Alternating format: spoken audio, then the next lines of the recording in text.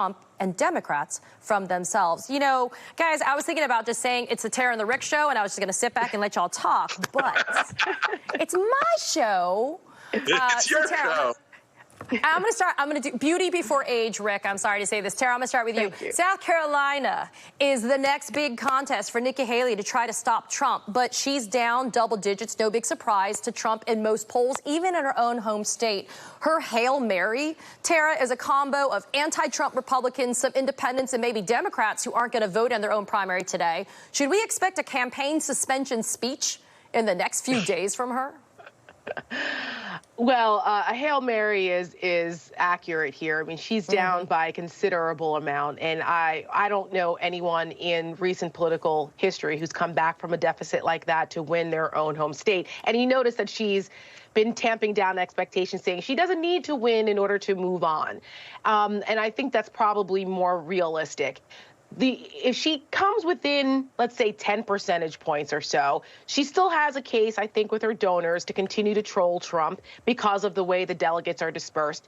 But when Super Tuesday comes, you know, there's going to be a significant amount of delegates going to Donald Trump. So the only hope that she has really is if something happens with Donald Trump getting convicted in a case later on and she has some delegates and then there's some kind of shenanigans at the convention. But this is wish casting. Let's all be honest about this here. Ted Cruz tried this back in 2016. It didn't work out so well. And the MAGAs, the Trump acolytes in the Republican Party that are dispersed throughout the states, have rigged the system for him and changed a lot of the states from proportionate winners to winner take all for delegates so that they could load it up front for Trump and make it a difficult gap to make up. So, you know, she can try whatever she wants to do. But what they're trying to do in South Carolina with some, you know, the open primary system there, which I'm all for, by the way. I think that weeds out the crazies. But I know the Democrats don't want Democrats going and voting for Nikki Haley to try to upset things and kind of do like an Operation Chaos like Rush Limbaugh used to push back in the day. They don't really want that because it doesn't really work, and they really need to have a strong showing for Joe Biden to keep any of those, some of those concerns that they have that they need to alleviate, kind of make sure he has a strong showing. So we'll see what happens, but she's going to lose by a lot. Rick, I wanted our viewers to get a quick look at the latest Lincoln Project ad on Trump's rhetoric. Take a quick listen. We will launch a major crackdown on government leakers who collude with the fake news to deliberately weave false narratives. I mean, look, you can't escape what we're watching there. It's truly what Trump promises. I have to ask, is Lincoln Project having to take a different tack with Trump in 2024 because some people just aren't getting it? You know, we actually have an expanded range of voters who are responsive to an anti-Trump message than we did in 2020. In 2020, depending on the state, we model between 3 and 8% of Republican and independent-leaning conservative voters could be reached and moved by our message. In the environment we're in now, where Trump is obviously insane, he's an adjudicated rapist, he is a guy who planned a coup to overthrow the U.S. election in the last time. He helped kill 500,000 people by fumbling COVID. People get it. They understand now in a broader way. And he's the guy walking around bragging that he killed Roe versus Wade when a meaningful percentage of Republican women are actually pro-choice, either fully pro-choice like Roe v. Wade pro-choice or libertarian pro-choice like stay the hell out of my bedroom, Donald, pro-choice.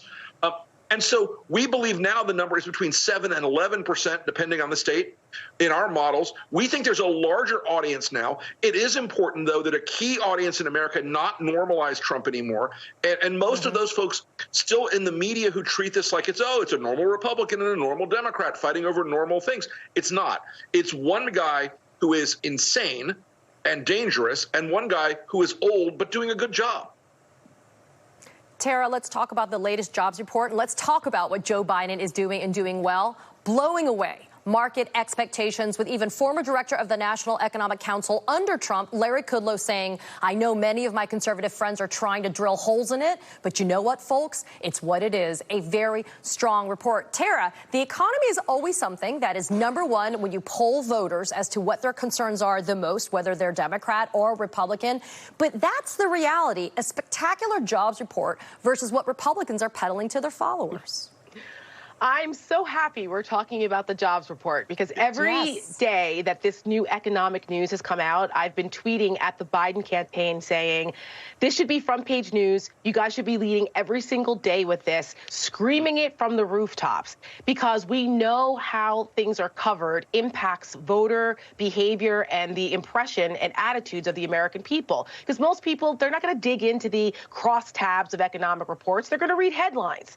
And this kind of information, this news needs to be blasted across all the front pages, should be leading the networks, because we're actually doing pretty damn good economically.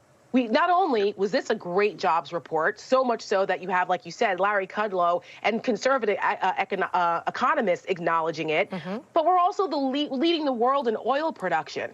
We broke records in oil production and have since last year, more so than with Trump. So their economic issue, their domestic oil issue that they're trying to pin on Biden, that message is undercut. Inflation is down to 3-point-something% from 9% a year ago. We have unemployment at lows again. Gas prices are under $3. The Biden economy is strong. And they need to lead with this, because we know that people vote on kitchen table issues. A lot of times that's what impacts people every day. I mean, Rick and I talk about the importance of democracy and how we need to protect that, because it's so important, because none of this matters if we lose it to an authoritarian fascist like Donald Trump. But most people don't think about every day, wake up and think about, oh, how's my democracy today? They think about the economy and how it impacts them. So I'm thrilled to see that the economy is moving this way. The economic indicators are usually, the consumer indicators are lags. So as people start paying attention more to this and the media starts covering it with the vim and verve that they should, thank you for doing it, Katie, I think people will start to see that actually Joe Biden's been a great president and the economy's pretty good. Rick, I got less than 60 seconds, and people telling me I got to wrap, but I let you have the last word. Breaking news coming out this morning. House Republicans are going to vote on an impeachment measure for Homeland Security Secretary Alejandro Mayorkas on Monday at 4 o'clock. Let it rip, Rick. It's going to go over, as most of their other impeachment shenanigans have gone over, like a wet fart in a hot car. No one's going to care. It's going to mean nothing, do nothing, and be nothing in the end, except a grotesque embarrassment for a group of people who keep digging down further to try to reach the lowest level of grotesque embarrassments. And there's a reason why I let Rick Wilson have the last word. Tara Setmire, Rick Wilson, thanks for being... We actually do have a Rick and Tara show. It's called The Breakdown on LPTV every Thursday on our YouTube channel. So you guys can get more of us every Thursday at 7. There you go. There is the plug. And thanks for being here, my friends. After the break, of course, behind closed doors, what we know about that closed-door meeting this week between special counsel Jack Smith and Judge Aileen Cannon in the Trump classified documents case in Florida, and how it could delay yet another Trump trial. That's next. Oh,